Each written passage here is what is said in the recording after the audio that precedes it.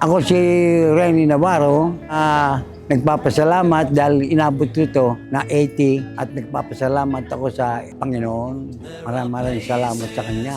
Ang hindi ko makakalimutan noong araw, sobra hirap namin noong araw nung ako'y teenager, kung saan ako nasama sa paghahanap buhay. Pero nagsikap ng konti, nagkaroon ako ng negosyong medyo maganda, kumita naman at hanggang nakabili ko ng konting mga pamamana sa mga apo, sa mga anak ko, sa mga apo ko.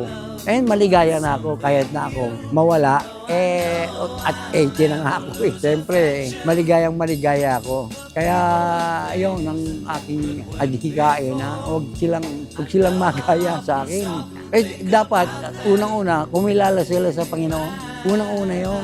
At pagka ikaw, hindi ka pababayaan ng Panginoon pagka nanalangin ka sa Kanya. Unang-una, kumilala sa Panginoon. Kumilala sila dyan. At saka isa pa, huwag silang gagawa ng masama. Hindi ka pares ngayon. Napakahirap ng gobyerno natin ha. Hindi nyo ba napakagulo? Ayoko maranasan nila. Gusto ko, kagaya ng mga apo ko, mga lumaki sila ng matatalino. Takot sa Panginoon. Yun ang huwag nila pababayaan ng kanilang lagi silang mananalangin sa itaas. Laging manalangin. Sana lagi silang manalangin na huwag nilang pababayaan na lagi silang mag-iingat. Yun ang aking advice sa mga kaibigan, yung mga kapitbahay. Sana lagi silang manalangin na huwag nilang pababayaan ang sarili nila.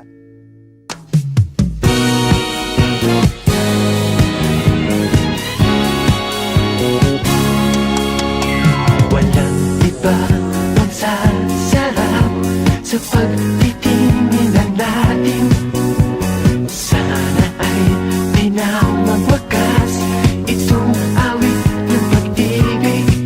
Awit natin ay wag mong kalimutan. Pangako ko naman na lagi ka pakikinggan. Magpakailanman